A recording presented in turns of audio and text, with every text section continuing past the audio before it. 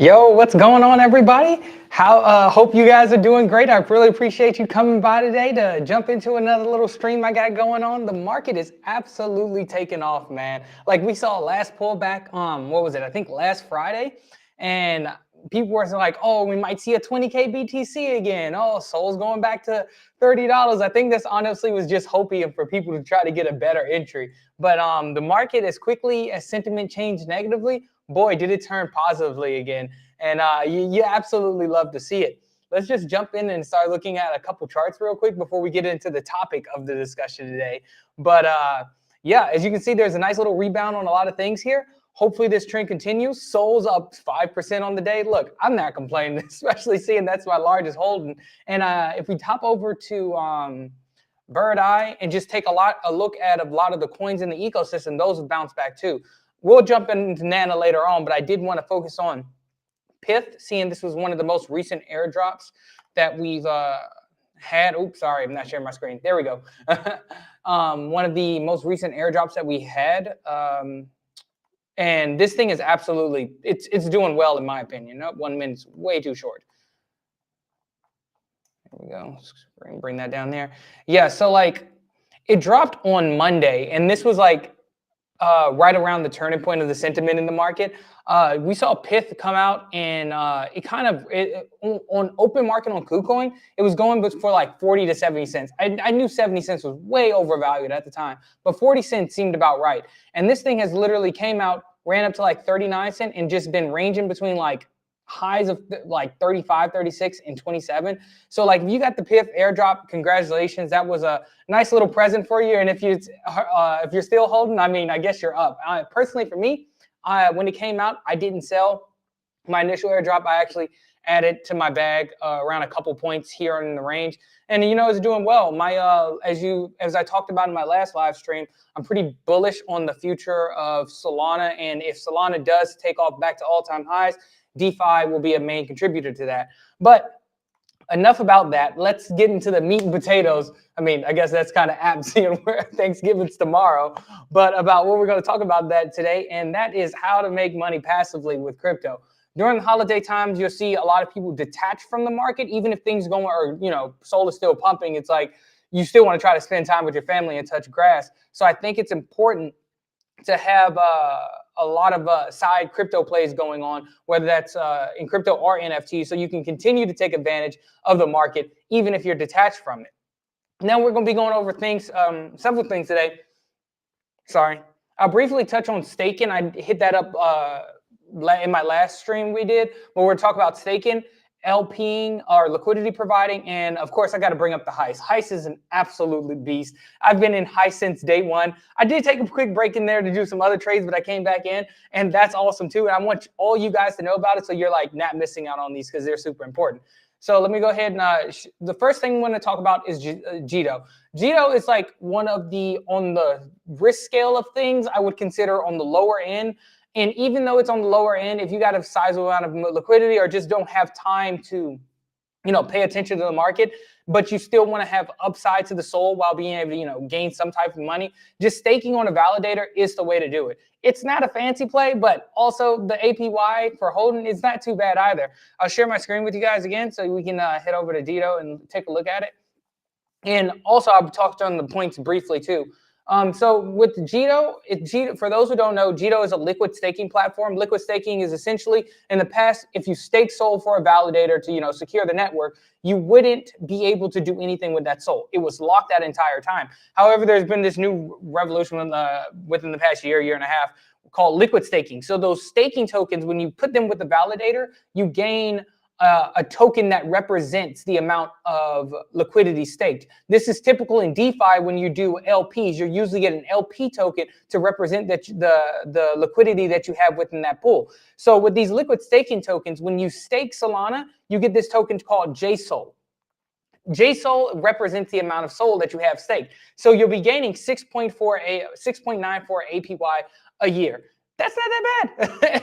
And not that bad, in my opinion. It's a little downside to that. And if you just want to hold SOL and detach from the market and I'll just pay attention to SOL when it's 240 again, I think that's a great way to do it, especially during the holidays. So if you have a bag of SOL, just pop it in Jeto and boom, now you're gaining APY on it. Now, I know a lot of you out there might be, sorry. Once again, I got to remember to share the screen. But once again, I know a lot of you might be okay, it's I know not 6.94% APY. How much will I actually be accumulating? Well, I got this nice little sheet that's been able to help me out to really calculate APYs. Do I have it pulled up? Here we go. I'll share my screen with you guys again so you can see this. Let me see. No. Window. Boom.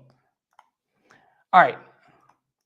This sheet has come in so handy for me. I got this sheet from Taiki. If you're not following him, please give him a follow. He really helped me learn a lot about DeFi a couple years ago during DeFi summer, and he put this sheet together. So all credits to him on that. If you guys want to get access to the sheet, just either go ahead and subscribe to his Discord, or you can just hit me up, and then I'll hook you up as well. So this sheet's pretty straightforward, and I use this to get a rough estimate of how much I'll be making during APY. Obviously, because the price of Solana fluctuates, thus the dollar amount that you have also changes. The amount of APY/APR you'll be receiving is always variable. However, this is a good ballpark to assume what you'll be getting. So what did we say? For the Jeto staking rewards, 6.94 APY a year, 6.94. And then say you popped $1,000 in there, you'll be gaining 1 cent hourly, 18 cents daily, $1.29 weekly, and $5.61 monthly.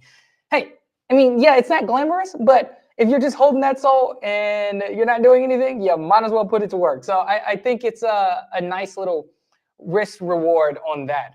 Another thing about Jeto that I really wanted to hit on was the farming, the point aspect of it.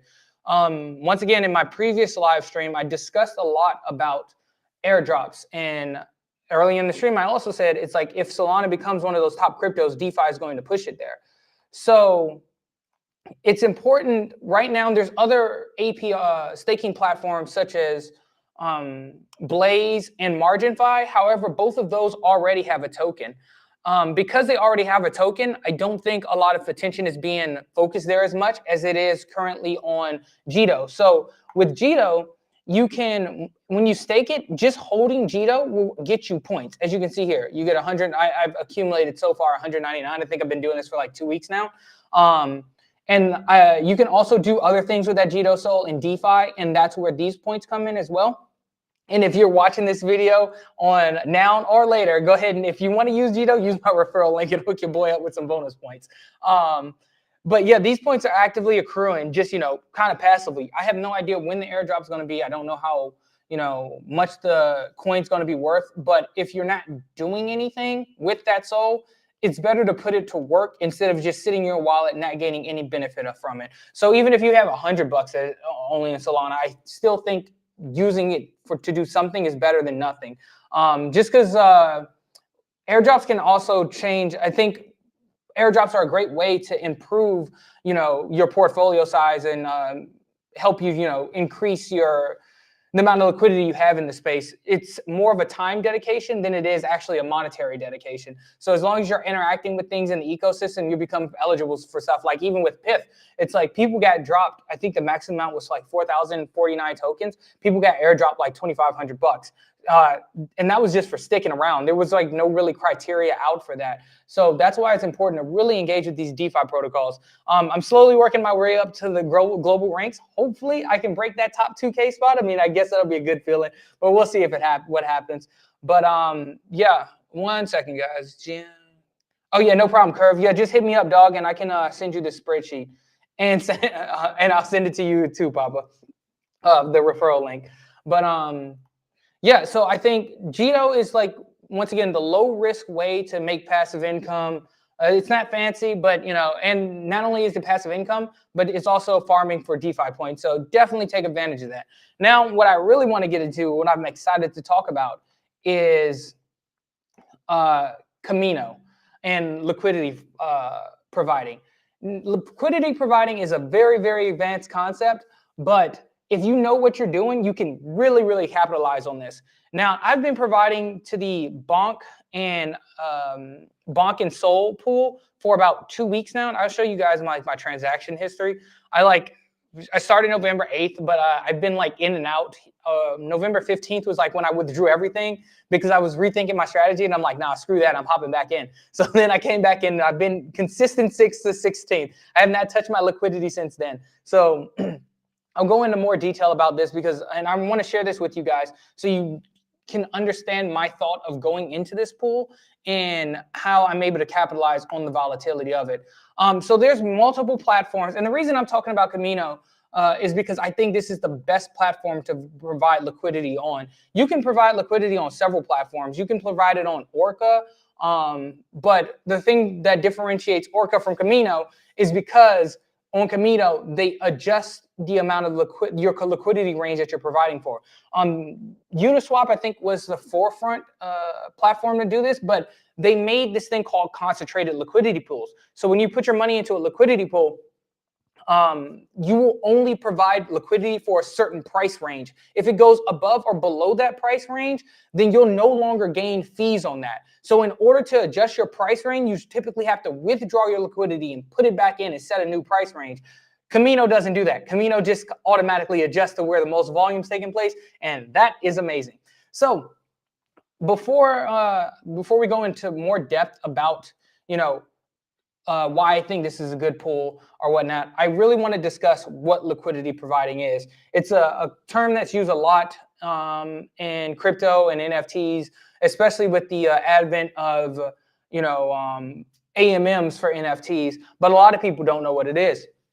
So essentially, a liquidity pool is people voluntarily putting 2 coins to facilitate other people trading. In traditional finance, you have order books where there's a market maker, or market maker might have been in the past a person, but it's probably like an algorithm now. Somebody comes up, is like, oh, I want to buy $100 worth of SOL at this price. Well, that market maker would then match that order with somebody who's selling SOL at that price. However, seeing everything in crypto is decentralized, everything in crypto is decentralized.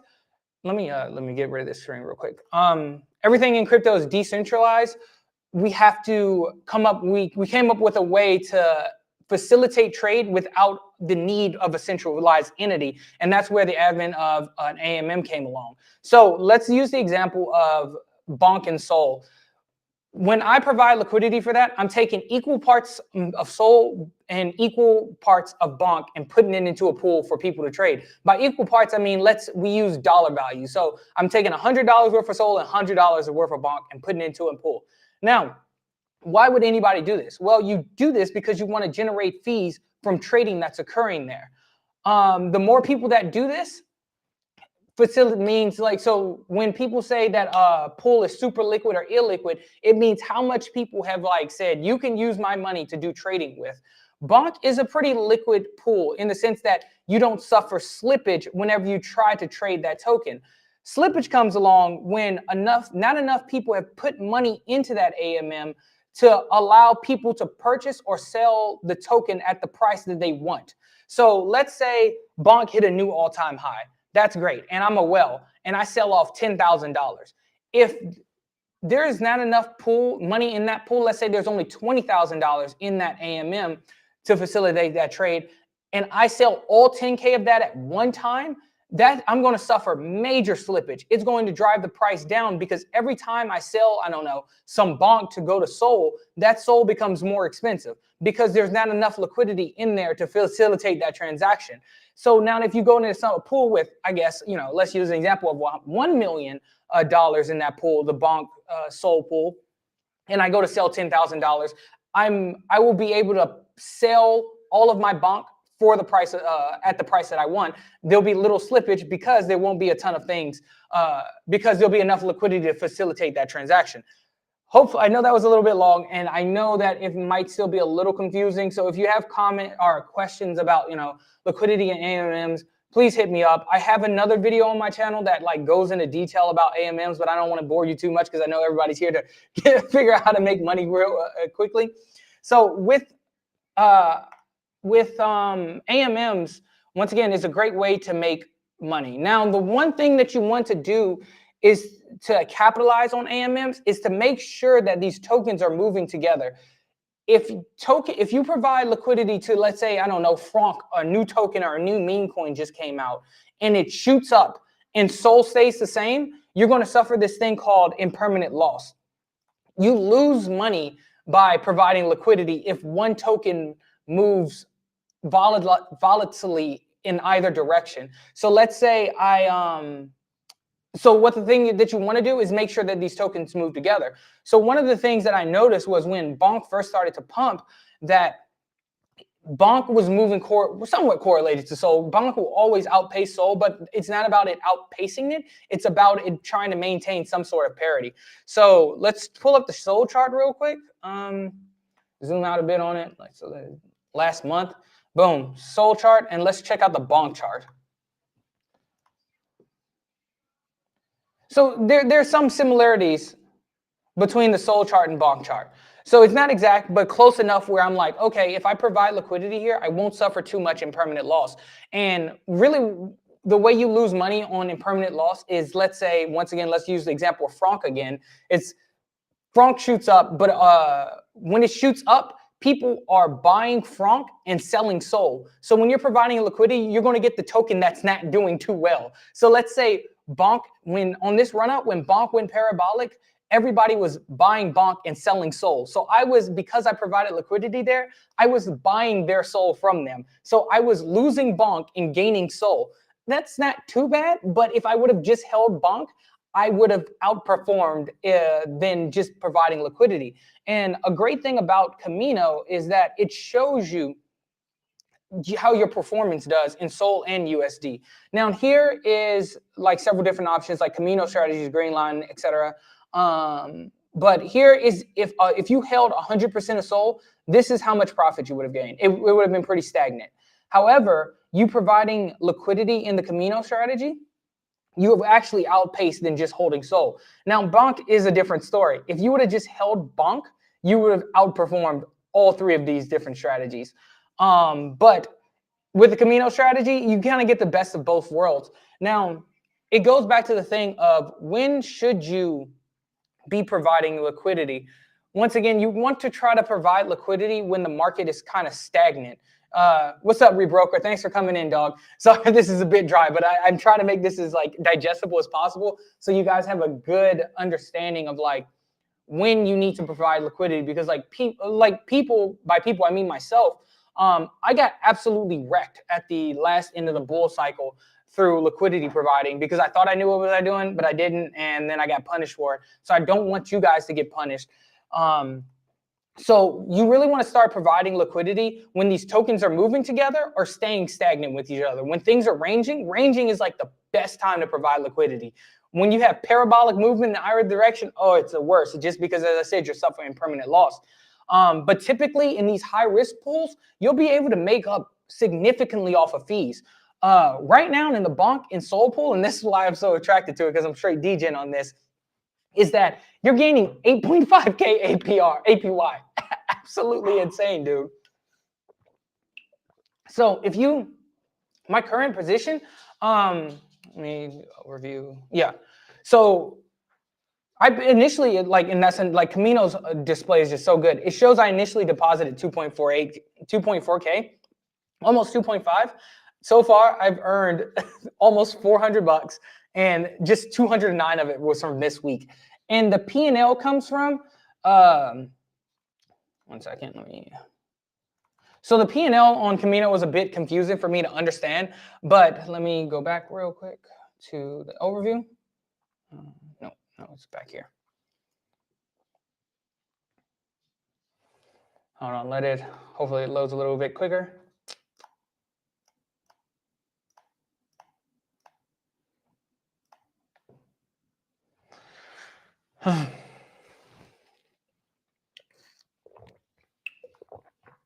Sorry guys, Camino's a bit slow. I don't know if it's just been me or it's the site or whatnot, but it'll eventually load. It just takes a bit. But anyway, so there's whenever it comes back up, let me go ahead and share this with you. Like as you saw on the Camino site that it shows your APY that you're regaining. A lot of other sites don't do that. So what was it, like 8,500 APY?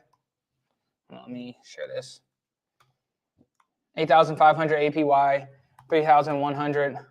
So weekly gain, I'm looking to pull in around $277 a week and almost $1,400 a month. And that's ballpark. Obviously, if the price of Sol and bonk increases, this amount will increase as well. Dude, talk about some solid passive income. I don't know what else to tell you guys. Even my boy Joe, he posted that he was providing liquidity to this pool. I just think it's a no-brainer. My plan is to literally provide liquidity here until I don't know, dude, like the foreseeable future, until Sol and bonk decouples.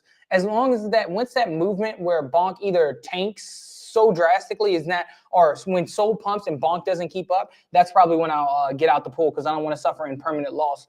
But until that, man, I think this is one of the safest high risk pools you can provide liquidity to. With Pith, I don't want to provide liquidity to Pith. I think we can check it out. Let me see.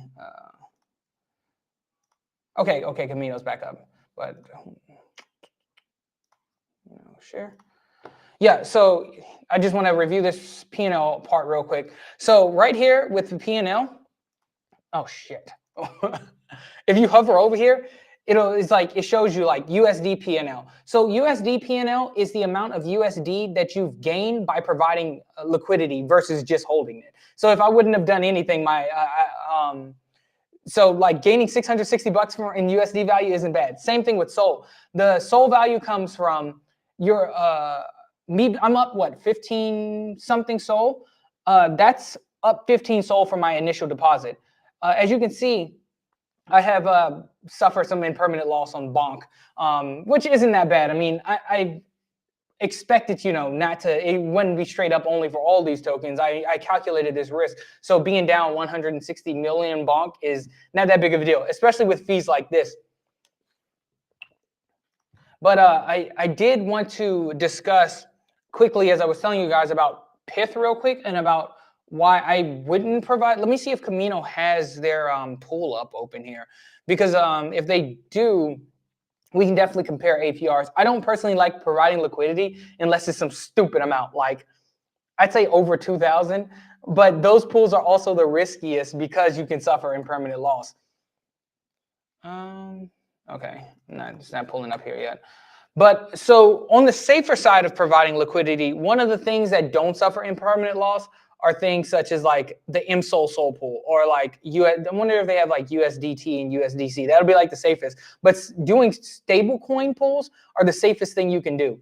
Like And it's the safest thing you can do because they always remain between 99 cent dollar and 1 cent. So there's no impermanent loss there.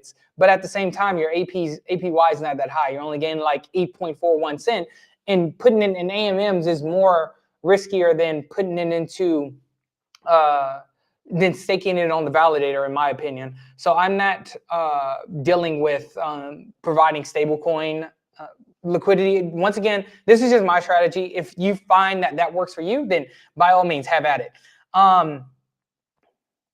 Yeah. Also, if you guys have like any questions about any of the things I'm talking about, you have questions about certain strategies you're engaged in, let me know, and I will, and do my best to answer your question. Now, I think that pretty much covers for Camino. Like I said, I love this pool. We'll be in this pool for the foreseeable future. This pool's absolutely cooking. Nothing makes me happier than tuning in to check out my value increase all the time. Also, before we move on, is points. I mentioned this in the last video as well.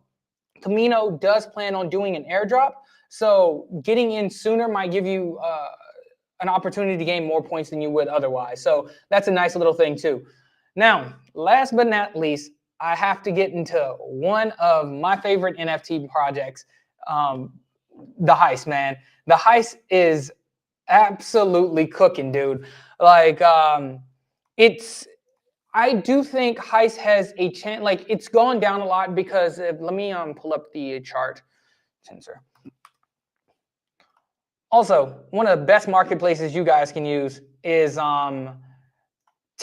I personally don't use Magic Eden at all. Tensor is absolutely cooking. Clearly, Tensorians are cooking. Those things shot up from what? I think they were like, when were they? Oh, crap. I think they were like 16. These things were 8 sold like 12 days ago. Absolutely nuts. But let's get back into the Heist. Sorry, I got distracted there, guys. All right, so Heist. Heist is a idle staking game. This game came out in like, I think January, February this year. So it's been out for a while. And my buddy Bison, I've co-hosted Rare FUD with him. Once I found out he was on the team, I was super bullish on this game. A lot of people kind of faded the Heist initially because a lot of during the thanks Papa, it launched in April. A lot of people faded the Heist initially because once they found they had a ecosystem token, they were like, oh, it's just a staking game. It's just some Ponzi staking. And I think people were scarred because during the last NFT bull cycle about a year, 2021, there were a lot of staking coins that came out that didn't have any utility and you just farm and dump them. However, not only is my boy Bison on the team, but also Remnants launched the first, if I'm not mistaken, successful staking game on Solana back in 2021. So but he was on the team, and the team behind has already launched a successful product. It was a no-brainer, in my opinion, to jump into this.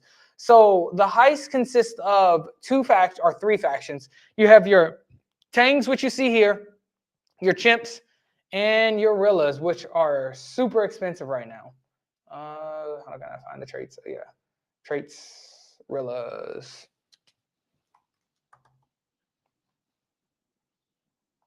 Species, Rilla. Gorillas, here we go. Nope. Yeah, these things are sitting at 40 SOL right now, and that's ridiculous. Ridiculously expensive. So all these factions are in Peel City, and the Chimps and Orangutan go to different locations to rob Nana. Now, with Nana, not Nana. Nana was season 1. Oh, if I didn't explain that. So there's multiple seasons, and each season has its own ecosystem token. I'm not going to go too much into the game, like deep in the mechanics. If you guys want to see like a deep mechanic video, just hit me up and or drop a comment, and then I can create a in-depth Heist guide. So where was I? Oh yeah. So pretty much I'm going to demo the game for you real quick. And I do think Heist is a great passive income opportunity. I know the team doesn't like to call it doing that, but if you just really wanted to farm the token and stuff, you could. Here. So here's what it looks like in game. I just had a massive pull today. I'll probably, if I can, I'll pull some. Oh yeah, so I can do a pull to show you guys. That's great. So this is what it looks like in game. Here are different locations, and each location has a different risk factor. If you go to the very risky location, your NFT has a chance to being burnt. So I don't do that anymore. I typically just stay in the safe house. Nothing wrong with slow and steady income. Right now, picking up a heist, I don't think it's a bad idea. This game has a lot of longevity to it. Season 3 is right around the corner. Coco, the ecosystem token, absolutely pumped. We can see the chart here. What? A couple days ago, or let me change the chart, and then 5 minutes too short, 15 minutes. Boom. It was like all the way down to 1.00186. That's like a 3x within, what, 3 days-ish? No, about 10 to 11 days, about a 3x. So that's not too bad. So you gain Coco from going to these locations. So each NFT, once you send them, you can claim your loot or whatever. Boom. Each one of these things. So I don't even know what 10K, like the math on this thing right now, and I'll pull it up real quick. 10,000 Coco. 10,819. That's about $3.73 in 5 hours. So it ain't that bad. And oh yes, I will share my sheet with you guys. I've created an Excel sheet to keep track of all of my claims that I've been getting, just so I can have a better idea of how much I'm making. And these numbers are pretty crazy. I have 20 chimps. I've had 20 chimps since season 1. So keep that in mind, and you can divide it by whatever you may have. Let me do my claim for my realists as well.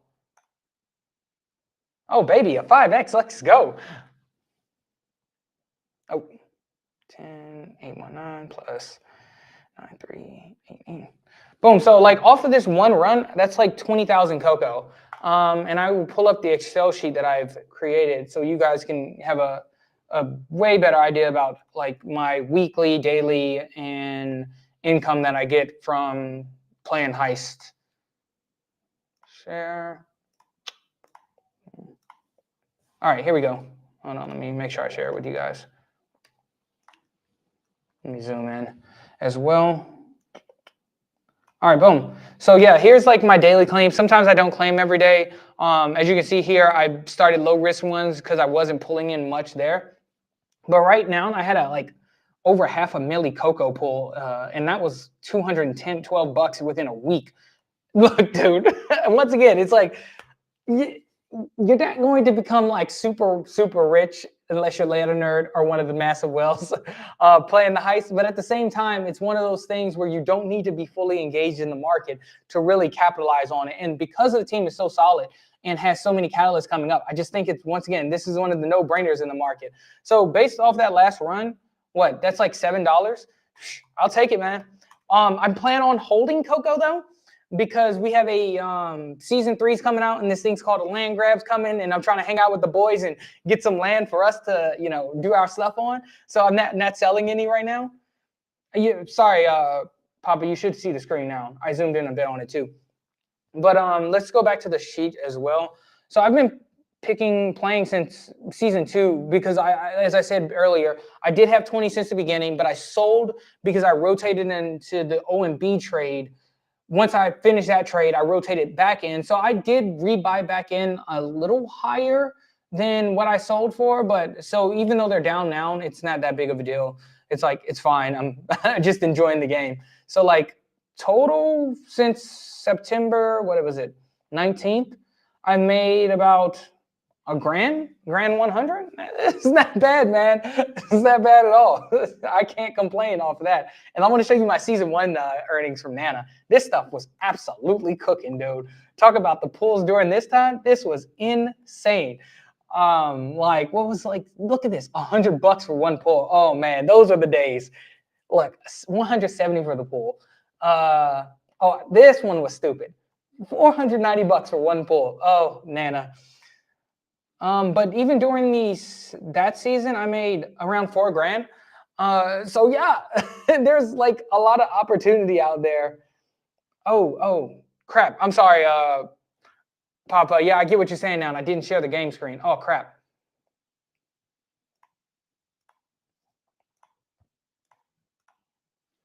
Yeah, I'm so sorry, dude. Oh crap, you guys missed my claim and everything. Oh man, I'm an idiot. I'm still getting used to like this live stream setup or whatever. My bad, dude. Crap. Anyway,